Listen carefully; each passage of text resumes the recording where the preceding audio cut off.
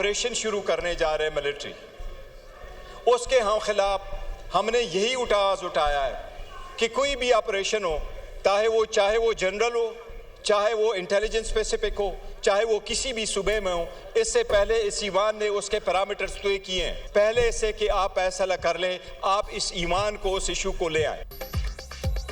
तहरीक इंसाफ ने ऑपरेशन अज़म इस्तेहकाम की खुलकर मुखालिफत कर दी। अस्करी क़यादत से पार्लियामेंट को एतमाद में लेने का मुतालिबा। कोई भी एपिक्स कमेटी ऐवान से बाला नहीं, ऐवान ही सुप्रीम है। हम चाहते हैं इसकी बालादस्ती कायम हो।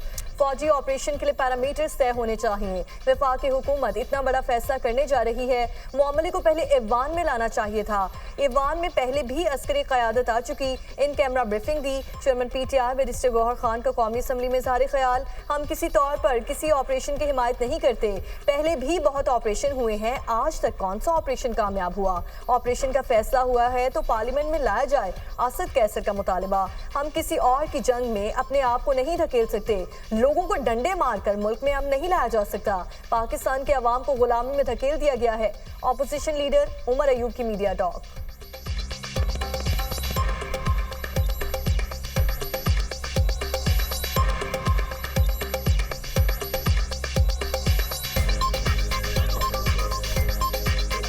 एंटी स्टेट तो ये हुकूमत है, स्टेट हम लोग है। ये बजट एक बोगस बजट है। ये बजट पाकिस्तान के अवाम को गुलामी में इसने धकेल दिया है। इसको हम लोग रिजेक्ट करते हैं। हम किसी तौर पर किसी ऑपरेशन की हिमायत नहीं कर सकते। इतना बड़ा फैसला हो रहा है तो उसमें पार्लियामेंट को एतमाद में नहीं लिया जाता, तो फिर ये पार्लियामेंट है किस लिए? ये इतना बड़ा फैसला हो रहा है। देखो ऑपरेशन बहुत हो गए हैं।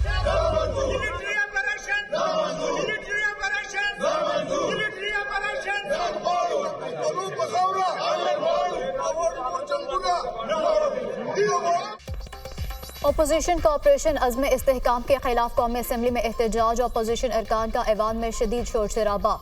स्पीकर डायस का घेराव कर लिया। फाटा ऑपरेशन बंद करो और खैबर पख्तूनख्वा ऑपरेशन नामंजूर के नारे। स्पीकर के खिलाफ भी नारेबाजी। वज़ीर दिफा ने अपोजिशन को निशाने पर रख लिया। अपोजिशन मुजाहरा करके दहशत गर्दों के साथ और शहदा के खिलाफ खड़ी है। ये मुल्क के साथ नहीं, अपने मुफादात के साथ हैं। अपोजिशन गाली और तशद्दुद की सियासत करना चाहती है। ये कल भी 9 मई वाले थे, आइंदा भी 9 मई वाले ही होंगे। ये अपने मुफादात के तहफ़्फ़ुज़ के लिए पैंतरे तब्दील करते हैं। इनका लीडर जनरल बाजवा को ताहयात एक्सटेंशन की बातें करता था। ऑपरेशन अज़्म इस्तेहकाम पर पार्लियामेंट में बहस होगी, इसे काबीना से मंजूर कराया जाएगा। अली अमीन गंडापुर के सामने ऑपरेशन का फैसला हुआ। वज़ीर दिफा ख्वाजा आसिफी कौमी असम्बली में गरज बरस। कहा अपोजिशन वाले ऐवान में गालियां देते हैं और ऐवान की तस्लील करते हैं। अक़लियतों के खिलाफ बढ़ते वाक़यात कौम के लिए शर्मसारी का बायस हैं। इस मामले पर ऐवान में इत्तेफाक राय होना चाहिए।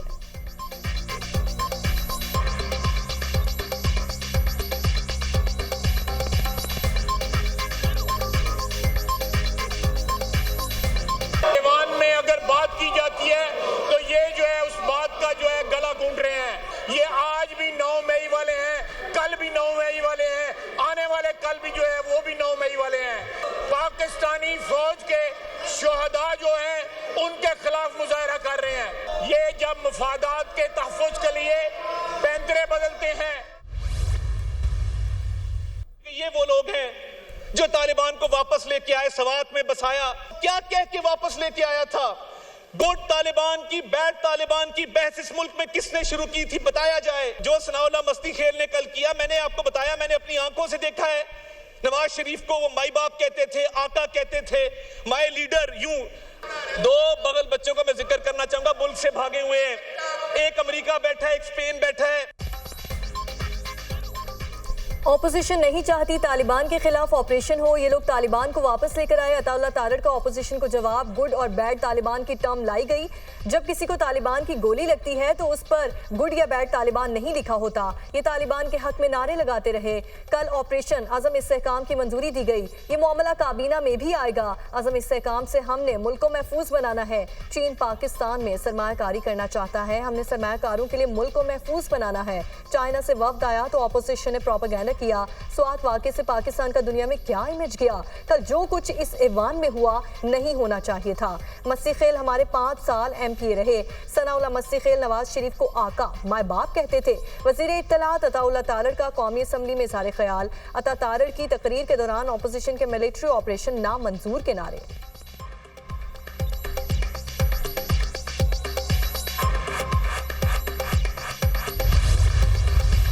अभी कल वाली गाली का मसला खत्म नहीं हुआ, नई गालियां निकाली गई हैं। इधर आप सुन रहे थे। हेडफोन लाओ भाईजान, हेडफोन लाओ ते तुन्नू हेडफोन ला अल्लाह दी कसम माइक ना छड्डिया जे हेडफोन ला के। नहीं मैं भाई हेडफोन लगाएं और इनको तुन दें। वज़ीर कानून आज़म नज़ीर तार का ख्वाजा आसिफ को मशवरा। कौमी असम्बली के इजलास में वज़ीर दिफा ख्वाजा आसिफ की तकरीर के दौरान अपोजिशन के शोर शराबे के दौरान आज़म नज़ीर तार ने ख्वाजा आसिफ को माइक भी ना छोड़ने की तलकीन की।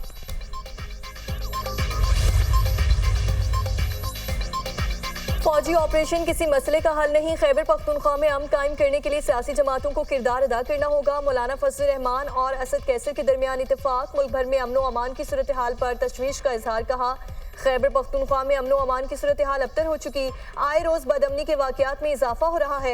कौमी असम्बली में मिलकर भरपूर अपोजिशन का किरदार अदा करने पर इत्तेफाक। दोनों जमातों के रहनुमाओं की सियासी कमेटी कायम करने का भी फैसला। कमेटी दोनों जमातों के दरमियान तहफ़्फ़ुज़ात दूर करने और आइंदा की हिकमत अमली के लिए निकात का तयन करेगी। दोनों रहनुमाओं ने बजट को IMF बजट और अवाम दुश्मन करार देकर मुस्तरद कर दिया।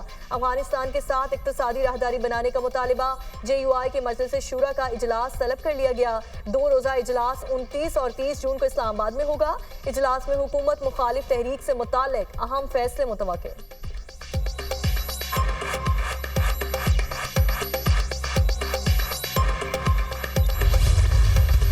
बतौर सियासी कारकुन डिमांड करता हूं जनाब डिप्टी स्पीकर साहब, पाकिस्तानियों को बताया जाए एक ऐसी खातून जो खड़ी हो गई, उसको लियाकत बाग में जब शहीद किया गया, कौम को बेनजीर भुट्टो के कातलों का असल चेहरा दिखाया जाए, उस पर जुडिशल कमीशन बनाया जाए। और 9th में we want to know who were the people who committed that folly. जिसने भी किया है हम में से है, किसी और में से है। मेरा लीडर तो उस जेल में था, हिरासत में था, उस पर जुडिशल कमीशन बनाए, लेकिन जिसने किया उसको सजा दें। अली मोहम्मद खान का बेनज़ीर कत्ल पर जुडिशल कमीशन बनाने का मुतालबा। कौम को बेनज़ीर भुट्टो के कातिलों का असल चेहरा दिखाया जाए। भुट्टो को फांसी चढ़ा दिया गया, माजी से सबक सीखे। अवाम ने लियाकत अली खान को भी चुना था, उसे क्यों चुनवा दिया गया? मुंतखब वज़ीर आज़म के साथ ऐसा क्यों होता है? लियाकत अली खान को कत्ल कराने के बाद कातिलों को तहफ़्फ़ुज़ दिया गया। कितने लियाकत अली खान और कितने भुट्टो कुर्बान करोगे? 9 मई वाक़यात पर जुडिशल कमीशन बनाया जाए। मेरा लीडर तो 9 मई को जेल में था। साफिर केस और मोहम्मद जुबैर के इल्ज़ाम पर भी जुडिशल कमीशन बनाया जाए। 1988 में बेनज़ीर की हुकूमत आई, क्यों उसे 5 साल मुकम्मल करने नहीं दिए? 1999 में नवाज शरीफ की हुकूमत क्यों खत्म की गई? रेमंड डेविस के मामले पर इस्तीफा देने वाले शाह महमूद कुरैशी का क्या कसूर था? अली मोहम्मद खान का कौमी असम्बली में इज़हार ख्याल।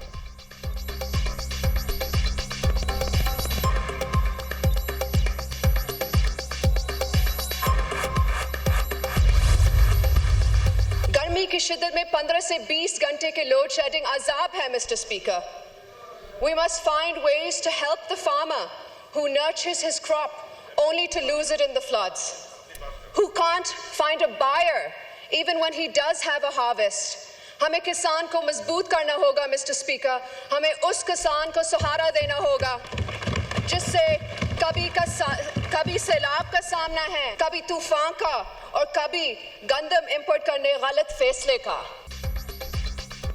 आसिफा भुट्टो का कौमी असम्बली में पहला खिताब। महंगाई, बेरोजगारी और लोड शेडिंग का जिक्र। बजट में गरीब आदमी के लिए कुछ नहीं, अवाम इससे बेहतर बजट के हकदार थे। बजट में किसान और आम आदमी को रिलीफ मिलना चाहिए था। हमें आम आदमी के रिलीफ के लिए आगे बढ़ना होगा। इस वक्त मुल्क की तारीख की सबसे ज्यादा महंगाई और बेरोजगारी है। शदीद गर्मी में 15 से 20 घंटे की लोड शेडिंग किसी अजाब से कम नहीं। हमें किसानों को रिलीफ देना और मजबूत करना होगा। किसान फसल उगाता है तो उसका खरीदार नहीं होता। किसानों को मौसमियाती तब्दीलियों का भी सामना है। आसिफा भुट्टो सरदारी।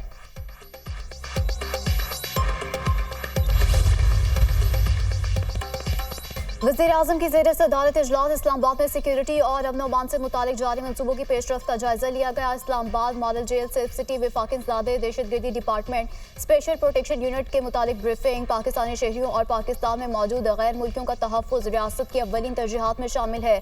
अमन अमान के क़याम और शहरियों के तहफ़्फ़ुज़ में किसी भी किस्म की गफलत को हरगिज़ बर्दाश्त नहीं किया जाएगा। स्पेशल प्रोटेक्शन यूनिट की तश्कील के लिए चीनी माहिरीन से मुशावरत की जाएगी। वज़ीर आज़म की हिदायत। इस्लामाबाद मॉडल जेल की तकमील में ताख़ीर की इंक्वायरी का हुक्म।